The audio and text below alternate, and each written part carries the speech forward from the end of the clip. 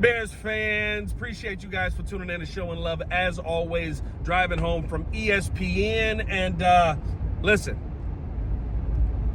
I don't care if you're upset.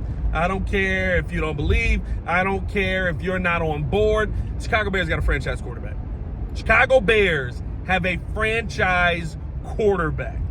Caleb Williams, what we saw from him, we saw him put his team yet again on his back and deliver in the biggest moments. And it was a day where, am I going to say that Caleb was perfect and everybody else was messing up around him? No, I'm not sitting here telling you that.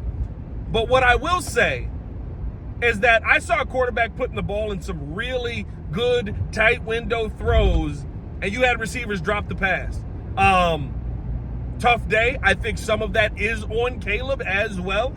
There's a couple of those closer ones where he's firing fastballs in there. I think you got to improve on the touch a little bit in those moments. But overall, you saw a quarterback go out there for the Chicago Bears. We don't have this happen here in Chicago.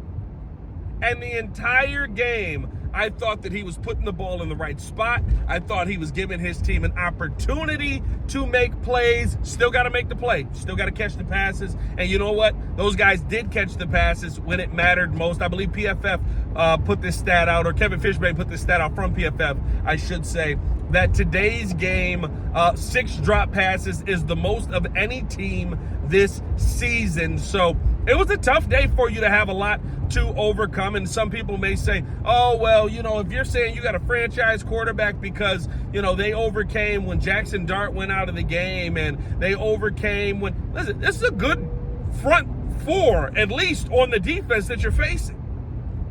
The pass rush of this team, Kayvon Thibodeau, Brian Burns is the sack leader in the NFL. They could not find a way to get Caleb Williams down. All those plays that are extended, all those throws that are like, oh my God, I can't believe that you got that throw off. Heck, the final touchdown of the game comes off of Caleb Williams using his elusiveness, which is one of the things that I don't think people remember, right, because we've kind of moved so far past it. But it was one of the arguments that a lot of people were making for why you shouldn't move off of Justin Fields. Oh, Caleb's not going to be able to be strong enough or elusive enough to deal with the pressure that's going to be in his face. He had pressure in his face all day. Brian Burns had him in a headlock. Thibodeau had him in a headlock.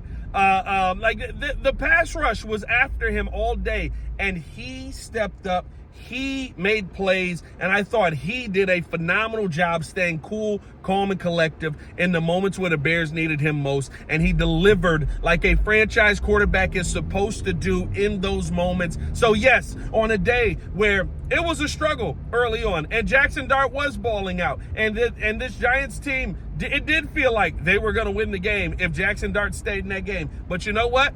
They looked like a bad football team at the end of the game.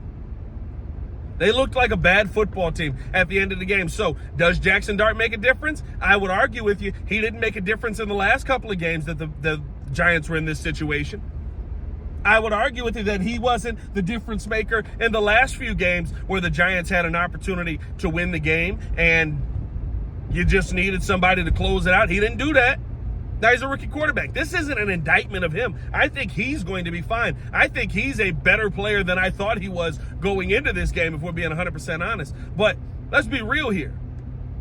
That Giants team, when Caleb Williams went down the field and they scored and he got that touchdown pass to Rome Odunze, you could see it in the face of that Giants team and tell me it did not look like the Chicago Bears last season. Tell me it did not look like what we saw from this Bears team time and time again. And for the first time ever, 4 times this season, you've been in this position. You were on the winning end of it because you had the quarterback who was calm, who was collected, who was ready for the moment, who has done this time and time again this season, who drove you down the field twice and won you the football game. That's what franchise quarterbacks do. And I know you say, oh, they suck, these guys, you should have never done this, you should have never been. Sure, but they still play in the NFL. Now, do you need to do it versus tougher tests coming up this week? 110%. 110%. The Bears got to figure some things out quickly on the defensive end. And I do feel like the Bears have a couple of bright spots on this defensive end. The signing of C.J. Gardner-Johnson may be one of the best Ryan Poles signings he's ever made, outside of, I guess, re-signing Joe Thuney after you traded for him. The signing of C.J. Gardner-Johnson is absolutely phenomenal.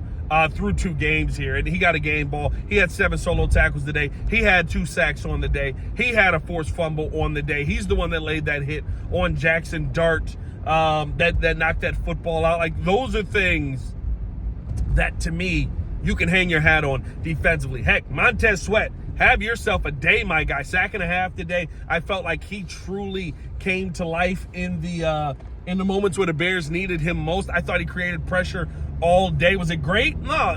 You want to know why? Because you don't have an answer for that guy on the opposite end, but you've got pieces in place on this defense that if you have a Jalen Johnson, if you have a Kyler Gordon out there, right, that you might feel a little bit better and a heck of a lot more confident about what this defense can do. By the way, the hope is that you're going to get those guys back here as you move towards the end of this season. And you're in a position right now at 6-3 where you control your own destiny. That's not something we talked about with the Chicago Bears team. By the way, you control your own destiny while you have an opportunity to go out there and actually hold your own with the weaponry that you need to win games in the modern NFL. I love seeing a defensive slobber knocker. I know Drew hates that word. I love seeing a defensive slobber knocker where you go out there and, you know, it's a 10-6 game and the Bears have the ball to finish the game out. But at the end of the day, if you're the one that has 6, you need to be able to drive down the field and score a touchdown. You can do that now.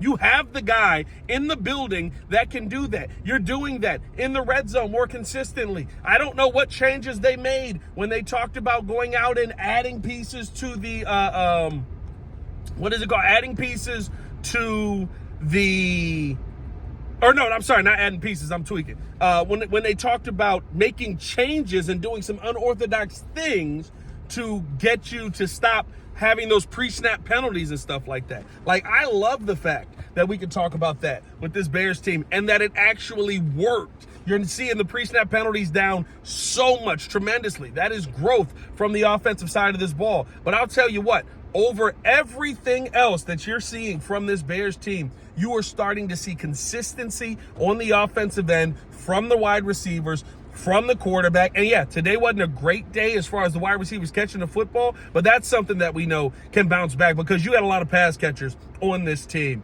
The struggles are going to be struggles.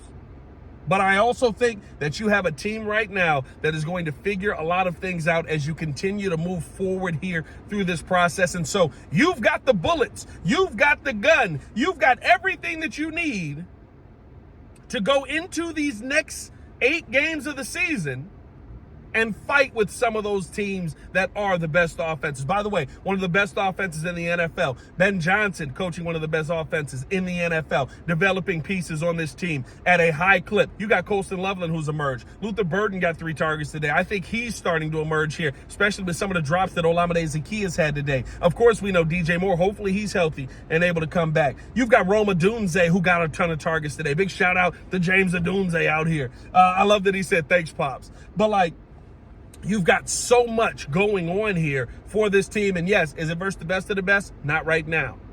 But you actually can go into these games versus the best of the best, versus teams that have a worse pass rush than what the Giants have, right? And you should be able to go out there and make plays.